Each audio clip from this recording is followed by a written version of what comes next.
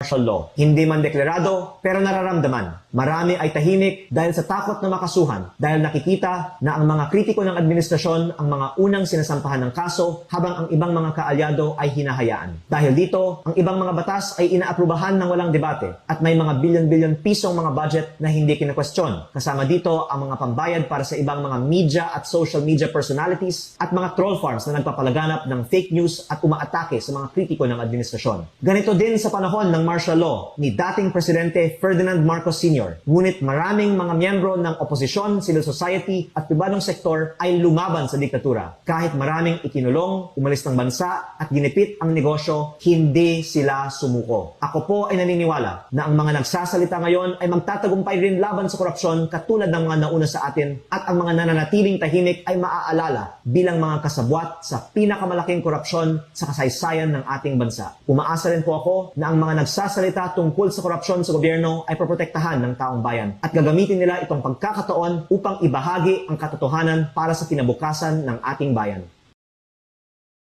Ang Pilipinas ngayon ay nasa ilalim ng de facto martial law. Hindi man deklarado, pero nararamdaman. Marami ay tahimik dahil sa takot na makasuhan, dahil nakikita na ang mga kritiko ng administrasyon ang mga unang sinasampahan ng kaso habang ang ibang mga kaalyado ay hinahayaan. Dahil dito, ang ibang mga batas ay inaaprubahan ng walang debate at may mga bilyon-bilyon pisong mga budget na hindi kinakwestiyon. Kasama dito ang mga pambayad para sa ibang mga media at social media personalities at mga troll farms na nagpapalaganap ng fake news at umaatake sa mga kritiko ng administrasyon. Ganito din sa panahon ng martial law ni dating Presidente Ferdinand Marcos Sr. Ngunit maraming mga miyembro ng oposisyon, civil society at pribadong sektor ay lumaban sa diktatura. Kahit maraming ikinulong, umalis ng bansa at ginipit ang negosyo, hindi sila sumuko. Ako po ay naniniwala na ang mga nagsasalita ngayon ay magtatagumpay rin laban sa korupsyon katulad ng mga nauna sa atin at ang mga nananatiling tahimik ay maaalala bilang mga kasabwat sa pinakamalaking korupsyon sa kasaysayan ng ating bansa. Umaasa rin po ako